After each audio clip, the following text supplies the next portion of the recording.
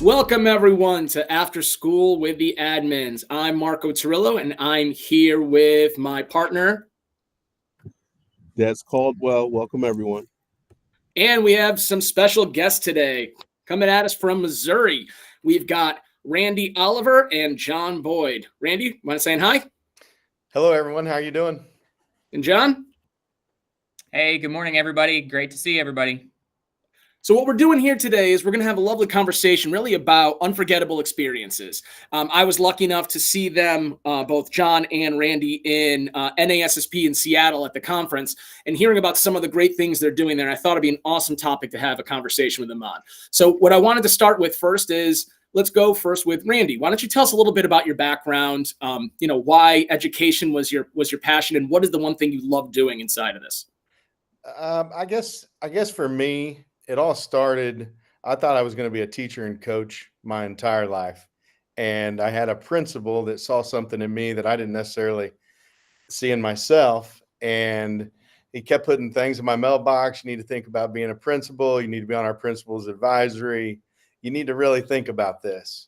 And so finally I came to him, I'm like, hey, am I not a good enough teacher that you're trying to push me in a different direction? Because I absolutely loved teaching. And so that kind of kickstarted me thinking, well, okay, let me give that a shot. I needed a master's.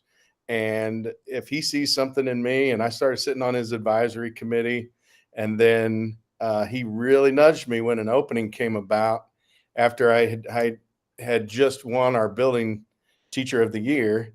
And he's like, you really need to think about this job. And so he just kind of nudged me. And I was I did not spend that long. I thought I was going to spend my whole career teaching. And I had really spent 4 years teaching in the classroom.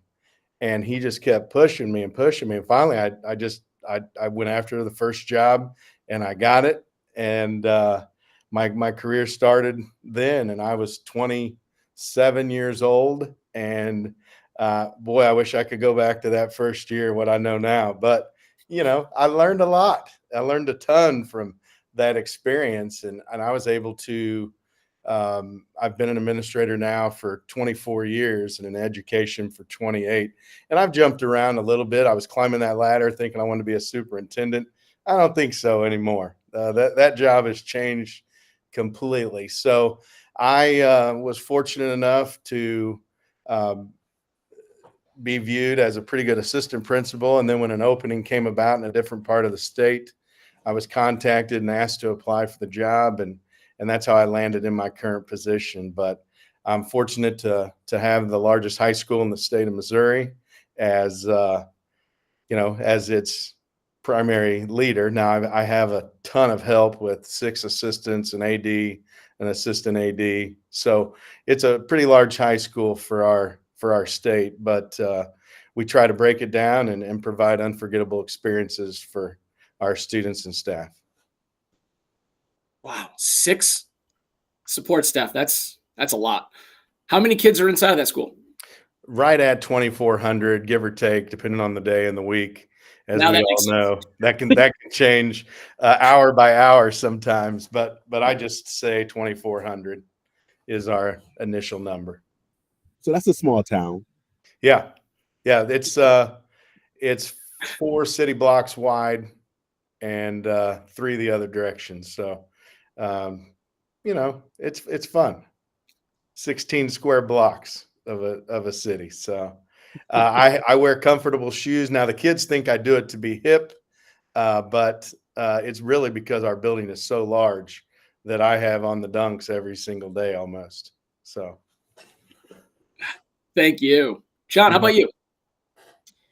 So my career started, I actually, my sophomore year of high school, thought I was going to be a pediatrician. And that was really where I was going to kind of ride things out and be a doctor. And my junior year of high school, my high school cross country coach came in and said we made it to the state cross country meet and had a conversation with him. And he talked about how education was an opportunity and it opened doors for him to be able to build relationships with young people. And that was something that just listening to his speech and his inspiration, I decided that education was the path and the direction that I wanted to go. And so my high school cross country coach really was the springboard in getting me into education.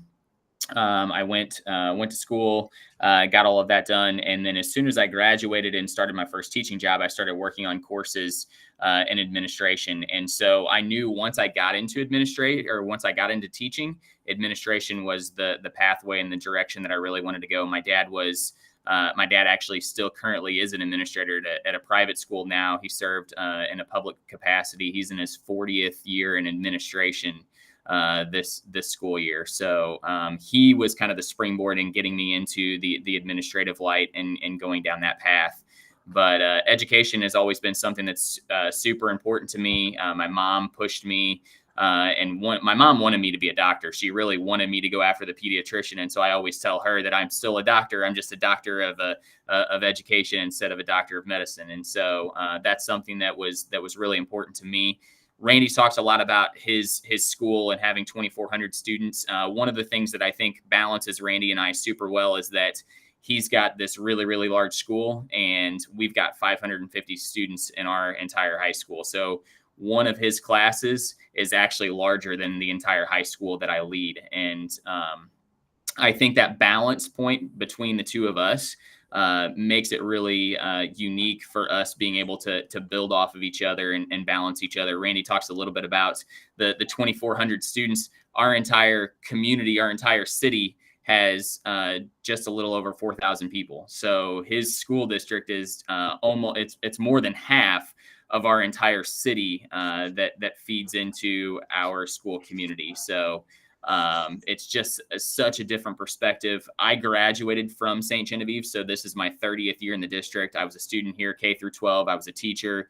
I did my student teaching here, and then I was the assistant principal, and now I'm the high school principal. So this community is really something that's very near and dear to my heart. We're the oldest settlement west of the Mississippi, so we have a lot of history here, and that builds in and transcends with our school. And it also is something that it's our identity. The National Park Service is here.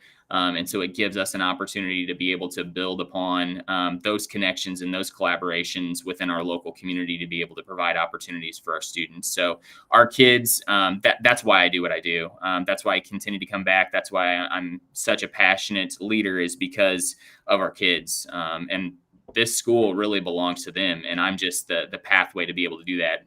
Randy's got that huge support network. I've got one AP and one athletic director that work with me in the high school. And so we do things very similarly, but we do things very differently just because of the capacities that we have and the resources that we have to build on. That's great. Thank you. I find it so interesting always to hear people's paths into education. And similar to you, John, like mine was, if it wasn't for my wrestling coach when I was in high school and some experiences that were going on outside of the school with my family, I don't know if I ever would have went into education. In my mind, I thought I was going to be either a chef or I was going to go become a police officer. And the next thing I know, because of the great experience I had from my teachers in my school and the fact of my wrestling coach kind of taking me under his wing, like I wanted to then do the exact same thing for someone else. So it's always great to hear that part. I also find it fascinating to hear the steps to becoming an admin from state to state. Because, hearing the fact that, only a teacher for 4 years, I know, and again, there's nothing wrong with that. It's fantastic when you know. But I find that interesting because I know in our state, you have to have 5 years of teaching before you can even move to the next level to go do any of those ones, to get your O92 is what we call it, to become an admin. So I find that always interesting to hear everyone's path and where they go and how they go through. Also the fact of staying in the same place you grew up, went to school, went and came back, going through it, and like to hear that versus say someone else who's just like, I was a traveling man. I went through, I lived in this state. I came to this state. I went here. I went there. Like, it's just interesting to hear everyone's point of view and how they still will end up in those same spots and being able to still just do its best for kids and going, because experience matters. And it just, both are as important. The experience of knowing the tradition and the history of the district you're already in versus knowing the traditions of different districts and getting a chance to feed and change and alter some places that haven't changed in years. Des, you have anything to add?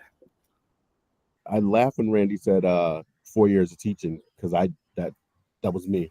Taught for 4 years, and I would still be in the classroom, except my school district made it mandatory for teachers to get a master's degree, but they didn't say what the master's had to be in. And so I was like, well, I get a master's in school administration, and then took off from there. So the way I got around the 5 years of teaching to be in Connecticut is I was licensed in another state, and so the license came over. So the 5 years didn't matter. But no, I agree, Marco. The all the different pathways to get to the principal seat, I believe, is what makes that seat so important. Having to, well, I'll take a slight step back. So I've also worked with principals who have not been teachers, right? And while there have definitely been some hiccups having not been in the classroom, those principals also were able to do, those that I know, do what I think was a really good job. And so there isn't just that one pathway to being a good administrator. Be that principal, assistant principal. We know some school districts are run by superintendents who have never been educators prior to. I have some thoughts about that too, but not for this episode. Is that for a different day, Desmond? A different day. Definitely a different day. We all smiled when you said that, so we know exactly what that means. But yeah, I'm super interested in what you mean by unforgettable experiences. Well, I'll start us off, John, if you're okay with that. One of the things that both of us do is we kind of take an approach where I know you can't necessarily see exactly what's behind me, but I've got 50 or 45 different items up behind me. And what we try to do is I put all the different big ideas, big events that occur in our school. And every summer I will sit with them and try to figure out ways to make them better. There are certain things that are always going to happen in a school district. And so I just list them all on the board throughout the year. Once I get the school year wrapped, then I start on my next year. And I start really looking at how can I really improve some of the things that we're already doing? How can I make them more student-centered? How can I make them more emotional? How can I get staff involved? And how do I get it to come from the kids where, we're working through there, giving them voice and choice. And so that's really how I come about in trying to create unforgettable experiences, because, we all have a graduation. We all know what that looks like. But how can we make that more meaningful for our kids and for our families? And so we do a lot of different things that just create that, where they're not going to remember Shakespeare. They really aren't. I mean, as much as I'd love every kid to understand that and know that, they're going to remember how we made them feel through the different events that occur throughout our school year, whether that's students or staff, because we try to have that focus, because in our situations are completely different, but they're one and the same, is that we still have to recruit our own staff, and we still need to make our kids feel like they belong to something bigger than themselves. Thank you, John. Do you have anything to add to that? Yeah, one of the things that I work so closely with is my principal's advisory group. And so just like Randy, spending time sitting down and reflecting on the things that he does throughout the school year and ways to be able to improve. I sat down with my group actually at the end of each school year. And so my principal's advisory group is composed of 8 students, and we reflect on the entire year, and we figure out what are goals that we want to establish for next year.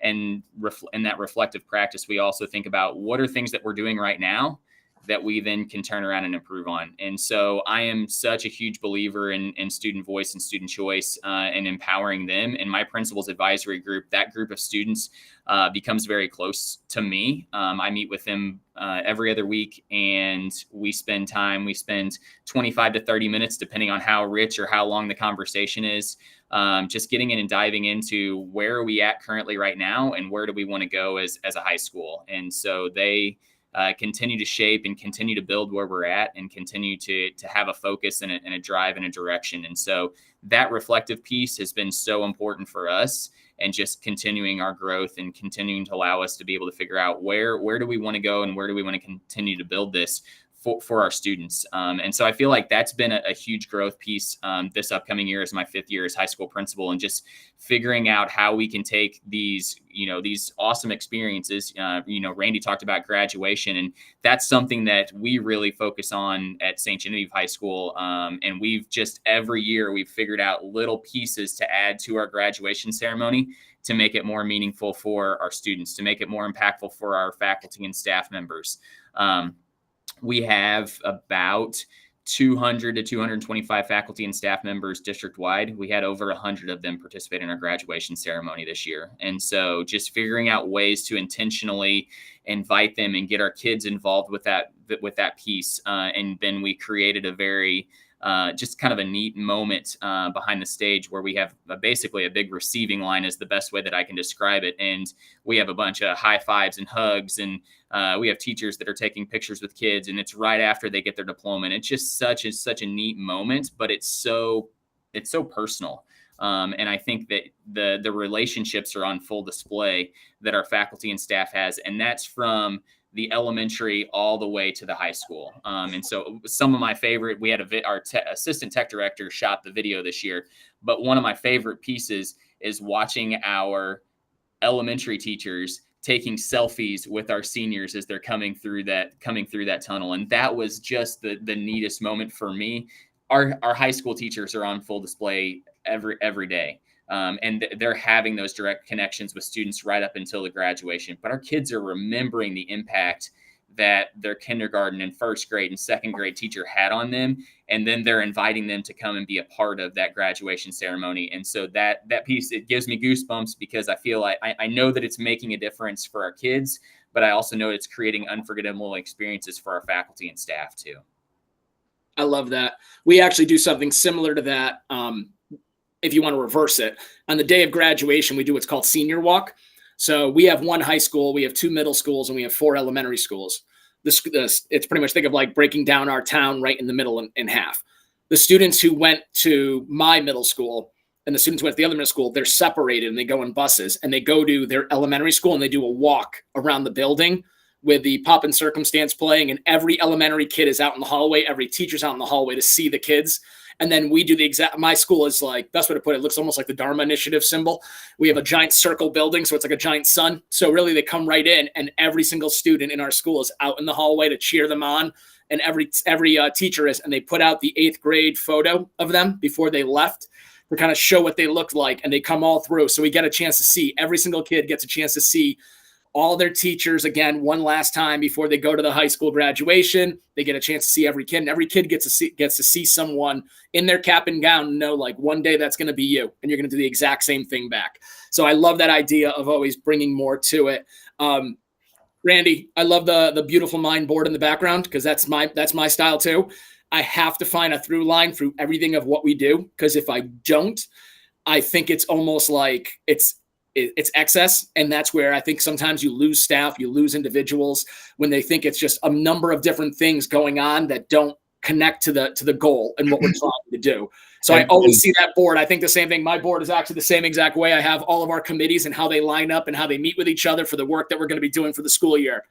And one of the things that we'll do during our retreat time with our pretty large administrative team is that we'll do an activity called Start, Stop, Continue, or Consider.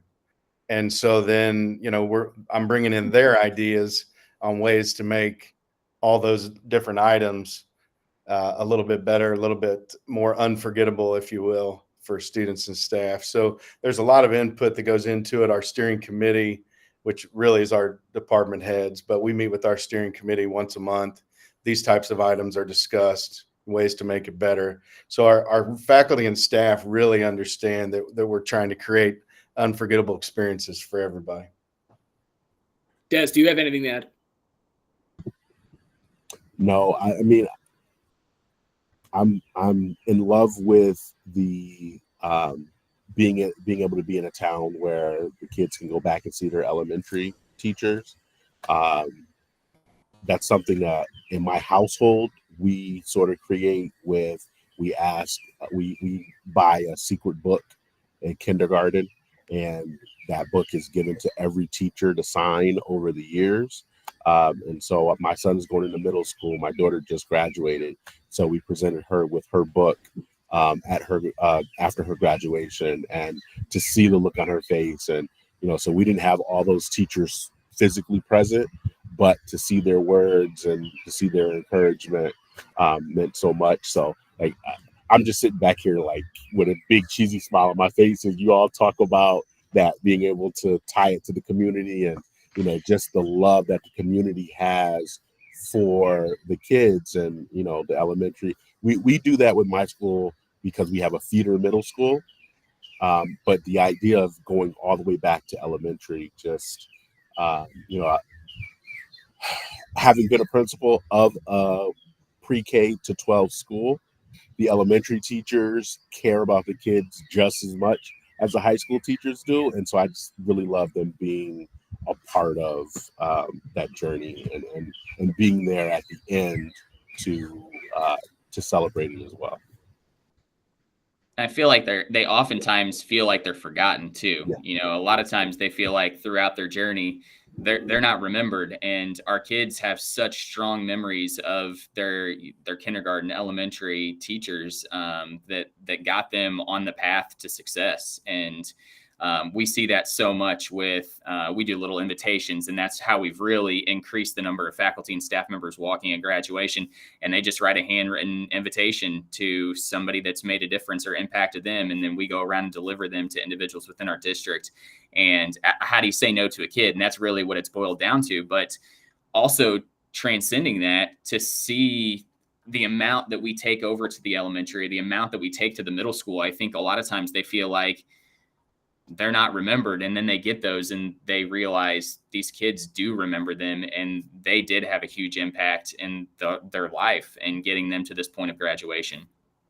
And it's always the ones that you didn't realize were the ones that always get you in the end. Like it's that student that you connected with, but you didn't realize how much of an impact you had on them. And like they send you that message, or they're the ones you see one day, like or at the grocery store, and they tell you about like, thank you for doing that. Like, and you're just like, it always hits you. My question I do have next is, how did this come about? These ideas, like what was going on, I guess, in your schools, what was happening that made you realize we need something to change? We've got to do something different because what we're doing now may not be the best. I don't know it was necessarily anything we were doing wrong, or it was more of almost, for me, I came from the outside. So I didn't know Joplin High School other than its size, and that a tornado had torn it apart 11 years prior. But one of the things that I really felt like is, with a school our size, I looked at turnover, staff members, kids transferring, those kinds of things is really what drove me to say, okay, I can't offer more time or more money, because those are all dictated by other people. But what can I offer our staff to really get them to buy into our school and want to be a part of Joplin High School? And then for our students, I felt like we lost too many kids from the time they started as ninth graders to the time of our graduation. Our percentage was not very good. And so we started doing a better job of tracking kids and knowing and understanding where they are, and then starting to have, we call it the freshman minute, where we meet with every freshman kid for 1 minute just to try and build that connection. And that comes from our counseling staff and administrative team, where we do 1 minute. We just try to get to know something about that kid. So the next time that we see them in the hallway, or we see them at an event, or in a classroom as we're doing our observations, we're able to say, hey, tell me more about that. But we're trying to really just connect them to our school. And so that's what I felt like. It wasn't necessarily good or bad, or it was just kind of some indifference. And I thought, if there's a way that we can make it more meaningful to kids, more meaningful to staff, they're going to be all more bought in, and they're going to want to be a part of the bigger picture of what we're trying to accomplish. I think if we take care of the people and create those unforgettable experiences for students and staff, then in the end, it's going to be a much better school. Your academics are going to follow. Your connections to kids will come right with it. And we'll make it a great place that our community is proud of. As you guys all know, that your school system is the bedrock of any community. And so I want them to feel like, oh man, that high school, we loved it. I want our kids not to want to leave, not to want to go, graduate even. I want them to graduate, but I want them to have that feeling that, man, this is over. And so that was kind of my viewpoint for how I and why I went at it from those kinds of feelings. Is I want them to just feel like they're a part of something bigger. And see, this is where Randy and I we're so different in such different situations. And that's where I feel like we complement each other so well. As you guys know, I graduated from here. I always wanted to come back to St. Genevieve. I always wanted to be a part of this school community because it's done so much for me. And I wanted to have an opportunity to give back not only to our school, but also to our community and the students within our community. And so for me, when I took over as the high school principal, I would say the biggest thing for us, we don't typically have a lot of turnover. Our retention is super good with our teachers. Typically they are leaving us when they're retiring. And then occasionally we have some different nuances that happen as far as, they're moving back closer to they get a job closer to where they live or something along those lines. But we really historically are not having individuals that are leaving because of concerns with the school. However, the culture whenever I took over just wasn't where I wanted it to be. And the student voice, student choice, teacher voice wasn't exactly where I felt like we were in a good place. And that wasn't anything in regards to the leadership or any of those things prior to me taking over. It was really more of a situation of we had some staff members on staff that were preventing that from really flourishing and taking flight. And so we very intentionally worked on some really good hires, and that's helped to shape our culture. And then just being very, very intentional through our messaging, our communication, the way that we're including individuals and giving them a voice, whether it be by the time we build our master schedule, getting inputs from our teachers, our departments, and allowing them to really have a lot of autonomy in what our master schedule looks like, what they're teaching, what they're offering. And I really kick that back to our departments and give them a voice in that. And I hear from other, from teachers in other districts, especially when they come and they interview with us, and we kind of talk through those processes and they get very wide-eyed, like that's never happened for me. We've never had that kind of voice in a lot of those decisions and a lot of those things that happen. And so just like I remind our kids, the school belongs to them. It really belongs to our teachers too. And it's not me just sitting behind a desk making all of these decisions. It's really decisions that are made collectively by a group of individuals. And so that's really helped to reshape our culture within our building. And I feel like that's been something that has been really, really important to me. So those unforgettable experiences really are just utilized to continue to shape and continue to take us into the future. And we don't even know what that looks like. And I think that's the neatest part of all of it is we continue to reflect and we continue to look at where we're at right now. It gives us an opportunity to be like, well, we could be there in 5 years. We could be there in 10 years, but we don't even know what that looks like because we're using all of these stakeholders to help us make those decisions. And it's not just me making those decisions, but then as you guys know, the buy-in that we get back from that is huge. Whenever we're getting collectively a group of individuals to help us make those decisions, they're then bought into wherever that's at instead of me just saying, this is what we're going to do. And then people are like, I don't know if that's the case.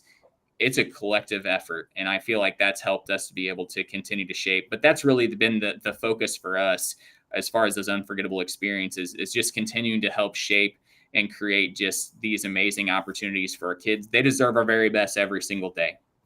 And our ability to be able to give them our best every day involves them as stakeholders and giving them a seat at the table.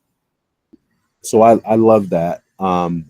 That both John and Randy, both of you said multiple times, voice and choice. And so that is something that I am trying to really beef up at my school. It is something that my district prides itself in. Can you give me one or two strategies specific to students, how you are providing them with voice and choice that may be, non-traditional? I'll start with my principal's advisory group. 'Cause They I really also have one, just so you know, ours are run pretty similarly. they and as as we reflect and we continue to take a look at things, they have my ear. Like I said, twice, well, every other week, they have my ear. So whatever concerns they have, whatever ideas they have, whatever they're hearing back from the student body is something that they can come and sit down and intentionally have those conversations with me. This upcoming school year, and I heard something at the United Conference that we're going to take off and run with, and I think that this fits this schematic really, really well. This upcoming school year, we're going to have a little luncheon, meet and greet, that sort of thing with my principal's advisor group. And we're just going to randomly get in and select 10 kids to come have lunch with us and give those 10 students an opportunity to share with us their experience within the school and ways that we can continue to enhance and improve. And so I'm just trying to intentionally figure out ways to engage and involve other students throughout that experience. And so I haven't talked to my group about it yet, but I know that they will be extremely excited. And they're a part of that. The other thing that we do, and I feel like this is so valuable for us, is that principal's advisory group goes and we take tours of other schools. So we actually went to Joplin, which is a 4.5-hour drive across the state of Missouri. And we spent some time with Randy and his student leadership team and got an opportunity to tour their school and bring back some ideas. And it also allows them to be able to see, man, we have a really good school. Wow, we have a lot of voice within our school. We have some really awesome teachers. And they come back a lot of times with, this place is really awesome. But that's so beneficial for me as a leader as well, is for them to see that perspective of how things happen and how things are run in different places. And so we always take a trip every single school year with my principal's advisory group somewhere throughout the state of Missouri. One of the principals from United that was in our session actually reached out and asked if we could set up a Zoom between, they've got a principal's advisory group in Michigan, and they want to set up a Zoom so that way our advisory groups can meet together. We've had another advisory group that's come in and met with us. So just that collaboration between students really fosters a lot of conversation and allows us to be able to see and bring back different ideas or different things back to our high school too. Desmond, what level school are you at? High school. You are at a high school as well, because I wanted to make sure before I kind of threw this, you said something unique, and this is going to sound maybe silly to some, but you would be shocked at the voice that we give kids when we allow them to paint their own parking spots. And a lot of people are like, are you sure you want to do that? And at first I used to have to clear every design, but I don't anymore. They just understand that it has to be school appropriate. We can't put anything, because I can easily paint over. I can take black paint and I can paint right back over it just as easily. And so our kids, that is something our kids look forward to. And we only allow our seniors, but it's kind of just something special for them. And so our kids really look forward to it. Like, I mean, I had juniors last year. Dr. Oliver, I need to get my design cleared through. I'm like, no, you don't. Not anymore. You don't. But that's how excited they are about it. They're thinking they're planning out what that's going to look like.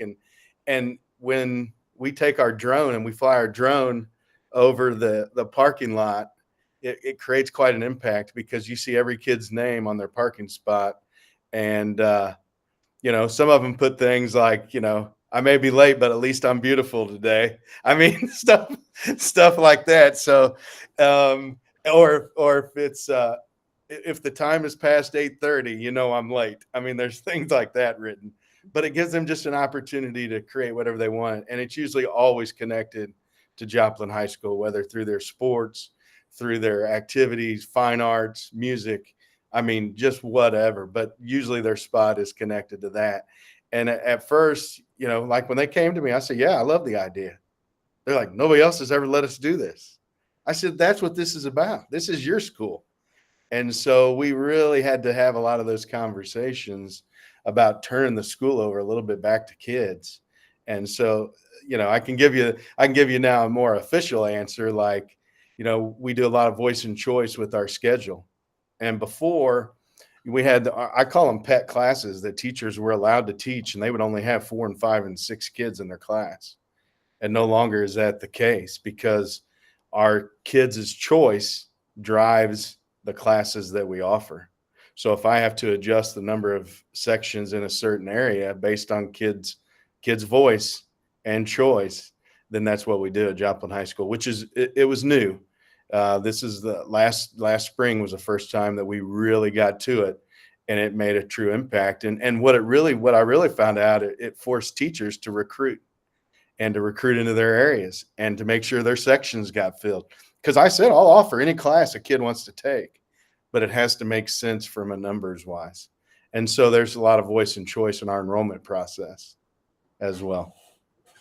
I'll piggyback off of Randy too. We do something similar to that. We allow students to build their schedule in the spring. And so we send out a Google form and we just give them an opportunity. We say, this is the master schedule, build us your ideal schedule. And we start with our seniors, and we try to give our seniors, based on graduation requirements, exactly what they want. So it doesn't matter to me if they want math first hour and they want PE 7th hour. It doesn't matter to me. And so we start with our seniors and we give them that choice, as long as it fits into what they need in order to be able to graduate and be on track for success.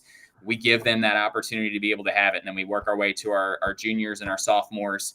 We don't give our freshmen the opportunity to be able to do that, just because they're still figuring out what things look like and what the grand scheme of things are here in the high school. But our sophomores, juniors, and seniors have an opportunity to be able to build their ideal schedule, and they start to understand, especially in a small school, the limitations that also are put on us by having a master schedule. And so by giving them the voice and the choice, one of the things that I think helps them is to better understand our roles in having courses and sections and things that fit, classes that fill up, and only having those limitations, especially within a small school where we can only offer one section of physics and one section of calculus. And the master schedule has to not have other upper level classes during those hours. And the kids understand that whole perspective a whole lot better. And we found that to be super successful by just giving them a voice in that piece. And then it reduces the number of schedule changes that we have to do in a lot of pieces. But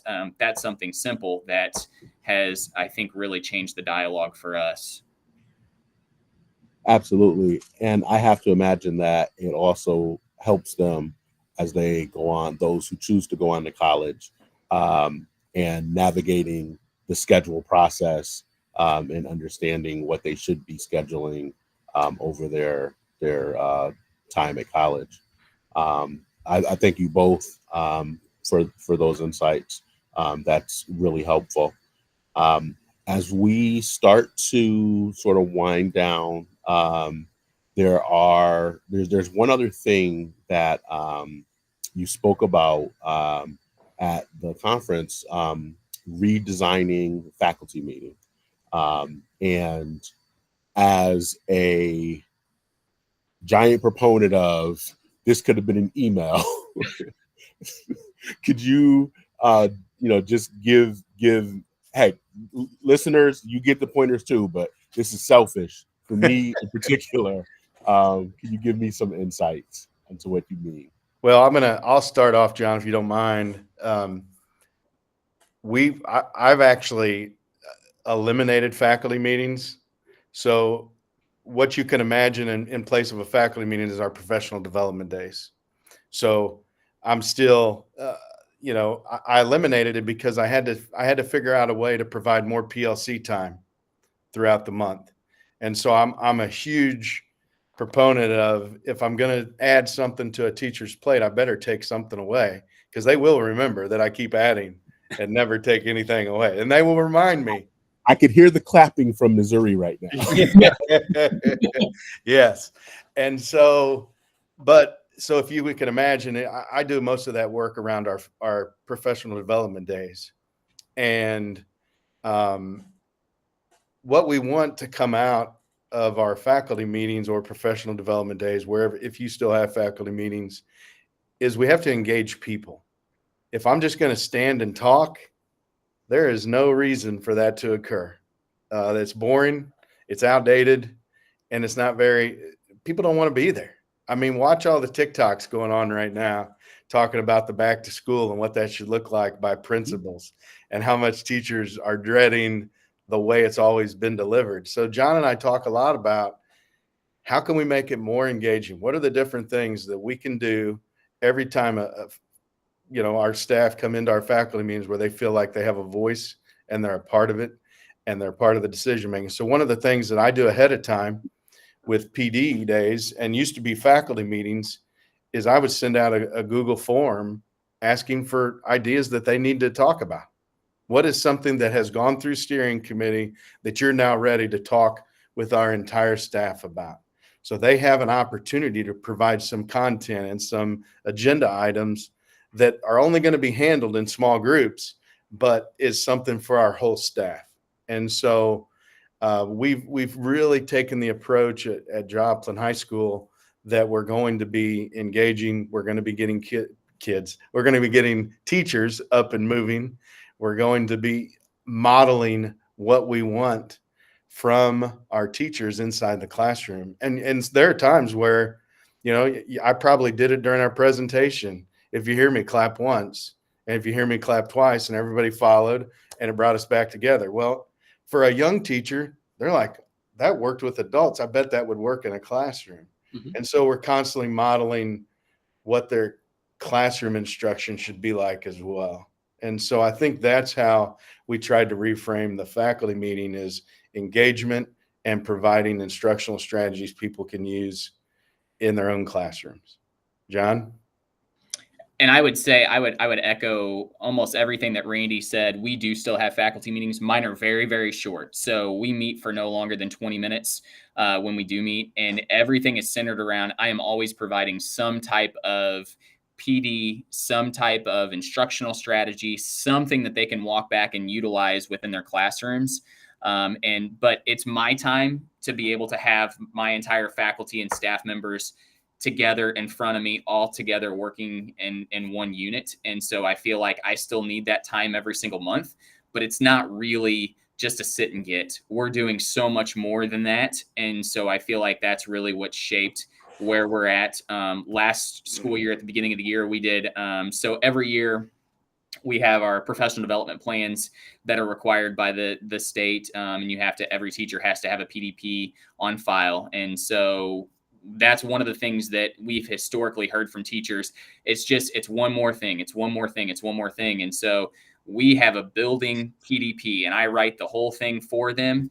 And so we've done this since I've been the high school principal. However, last year we completely changed the dialogue and I had them go through a process and we did compass points and then we did some brainstorming and then we got them into groups and took the opportunity to have our faculty and staff actually build the goals that we wanted to achieve as a building throughout the school year. And then I used that to build their PDP. And so they had voice in it. They really, we collaborated. We figured out what that was going to look like. But we did all of that in our back to school meeting. And then we utilize our other platforms to send out information that can just be sent out via sit and sit down and read that information. I don't need them to have to be in front of me and me read off of slides or things along those lines. That's antiquated and outdated, and that's not going to be a good use of time. So we make ours very short. Like I said, I want all of them together because I feel like that's been really, really important for continuing to build our collective culture. But also, I feel like it's so important that I respect their time and make that time very short. And then I'm providing them with instructional strategies, PD, something that they can take back and utilize within their classroom or within their practice. But Desmond, one other thing that I'll just throw in is that we always start it with celebrations, and we're the Joplin Eagles, and so I buy Amazon feathers that are eagle feathers, and we have staff members recognize other staff members. That starts every time our professional development days were together. Anytime our whole staff is together, we always start with celebrations, and that can be personal, professional. Somebody's going to know something about another staff member, and it's going to be brought up. I may not even know. And so it gives me an opportunity to follow up with that staff member as well in private, either through a handwritten note or just a visit for me about something that I heard that's going on in their classroom. And so we publicly try to recognize, and I'll let that go on for about 20 minutes if I need to, in order so that our staff is celebrated, because with us being so large, it gives us an opportunity to recognize our staff. And so we start every time we're together in that way. And so that we call it the eagle feather ceremony every time. So just another way to celebrate people. I love that because we're the Eagles as well. And so I knew I was going to leave with some stolen ideas. Thank you. Hey, I'm sure I stole it from somewhere, buddy. So you're not stealing, it's borrowing. You're just borrowing. But if that isn't education, I don't know what is. Yeah. We are all taking from somebody else, and that's the best way to do it, because why reinvent it? And I agree completely with you when it comes to faculty meetings. We actually did the same thing. Our faculty meetings are attached to our PL days. So our professional learning days, it's just the hour that's embedded into the professional learning time. So it's not one for that kind of that information that we have to get through. We've actually created a Screencastify. So it's just a video they watch, and it literally will go through step by step. If they'll give details onto it, they watch it before the school year starts while they're setting up their rooms. It's just playing in the background. It'll have any information. If they have to see us about it, come see my principal or I on it, because we are not going to waste time by having you all sit there and listen to us go over the same things that are just said every year. We do the exact same thing with that part too. And I think that's great, because I think you need to make sure it's wholesome and it's actually important. I agree with the fact that, John, you were saying about that you want to make it for something that's collaborative and working wise, because I don't know about you, every time I go to a presentation at a conference, or sometimes when you go up to higher up levels in our districts and they do a presentation, it's just them talking for 90 minutes and reading off the slides. I lose my mind, because it's like we tell staff never to do that. We tell teachers we want to engage, and then the higher up we go, we're constantly like, all right, here's slide number 27. Here's slide number 28. And it's like, we're doing it completely incorrectly. We got to make sure everyone, including ourselves, are engaged in it, because that's how we all buy in. And I've loved hearing from each of you guys about how you're connecting into the school community, because I think a lot of places feel they have school community because they have things written down, they have pieces done. It's been that way. It's thought to be a community, but it's not until you have voice from every component of the community. When everyone has a chance to hear, doesn't always mean you accept every idea, but you're letting them speak and having their voice being heard, you find better buy-in. And I always find in any district I've been in or district I've worked with, when we created that buy-in from the parents, from the students, from the staff, from each individual getting a chance to talk and have a piece in what's happening, whether it went their way or not, they still now are officially more invested in what we're going to do, because they understood all aspects of each individual's thought process with it. So I love the fact that you guys have been saying that. So important. So hearing that, one last question I have would be, we've talked about all these great things you've done. You've talked about how you've built it. What were some of those ones that you started to build, didn't go the way you were hoping, and then you had to find your way? The way I call it is always getting in the mud and figuring your way out, because we all know, we've all been there. We've got to get in the mud sometimes, and we're stuck. It's a little sticky trying to figure your way, but you find a way you're through and try to figure out how to get it done. What might be an example of one of those times where you're trying to get those individuals all to buy in, getting those experiences didn't go the way you were hoping, but maybe you found a way out, or you learned from it for the next time that was able to develop something better? One of the things that we have moved toward is, on one of our PD days, we call it Joplin Connects. And our K-5 teachers are all together, and our 6-12 teachers are all together. And I used to call it a secondary summit, but now we've moved it to Joplin Connect. But what it is it's just our teachers leading other teachers in PD sessions. So imagine, your concurrent sessions at a national conference.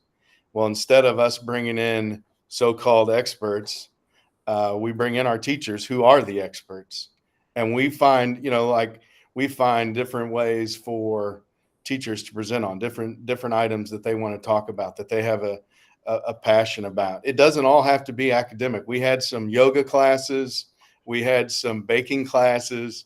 We didn't let them pick just those sessions. But I guess the question was, what is something that didn't go well when we first started? When we first started that, I got very limited participation. And so I was like, well, we've got to have more people. So then I started going to individually and saying, when I was in your classroom, I saw XYZ. Have you ever thought about turning that into a session for Joplin Connects? And so I just started planting those seeds, sometimes with just a personal note, sometimes with a conversation in the hallway. But I had to build it, because if not, we were going to have like 8 sessions for the day, because everybody was so afraid to step out of their comfort zone to do something like that. But once they felt like it, it's okay to be vulnerable. It's not going to be an evaluation on you. We want you to just provide that expertise in the classroom or in these sessions that will give other people an idea of things they can do in their own classroom. So now it's wildly successful. I don't think our staff would allow us to go back and do it any other way than allowing teachers to train other teachers. And so it's hugely popular with our staff. But I was really, really worried, like, how are we going to pull this off? And so that was kind of our story. Randy, it sounds like what your principal did for you, you started doing for others. You may want to think back to that when you said, your principal was coming by, letting you know about classes to go or things you can do. And you were like, why are you saying this to me? Looks like you started doing the exact same thing to other individuals to help them step up and realize the leaders they can be inside your building. You're not wrong. You're not wrong. Again, we borrow from wherever we can. Sometimes right. we don't even realize it, but we're taking from others that did to us. Uh-huh. John, how about you?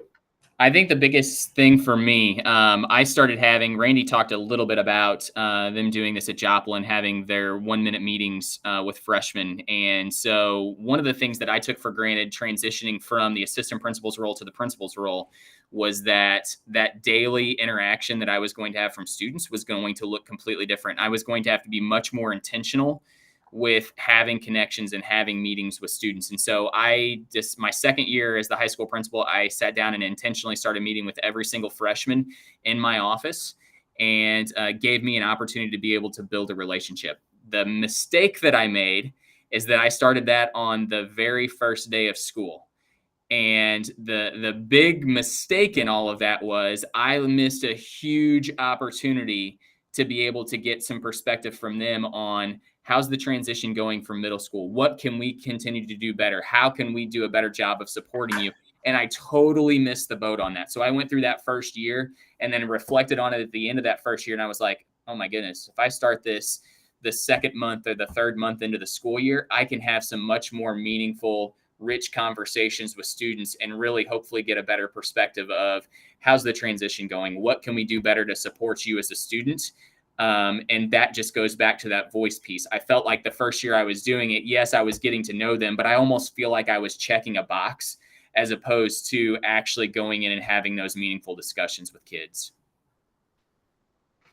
Wow, that's great. Thank you so much for that. Well, I know we could probably talk for another hour to 2 hours on all the stuff that you are doing, but I know I speak probably for Des on this one, that we are so happy you're able to join us today to have this conversation about unforgettable experiences. Any last words you have for the audience? I just want to thank you guys for giving us the opportunity to be here, and also to be able to connect with folks. If they need anything from us, we're more than happy to share. So just encourage the listeners to reach out to Randy or I. And we would love to, sit down and either chat or email back and forth or whatever we can do to continue to provide and support other administrators. We're happy to do that. Or if they have great ideas that they want to share with us, we'd love to hear that too. So we're always happy to beg, borrow, and steal whatever is going great out there. So if somebody's doing something amazing, we'd love to hear about it too. Awesome. Des, any final words? Just that it's been a pleasure. I appreciate you both being here. I feel like I'm walking away with some great new ideas, but I really enjoyed the conversation. So thank you. Enjoy the rest of your summer. Hope you have an amazing school year ahead of you. You too, guys. Agreed. And with that, school's out.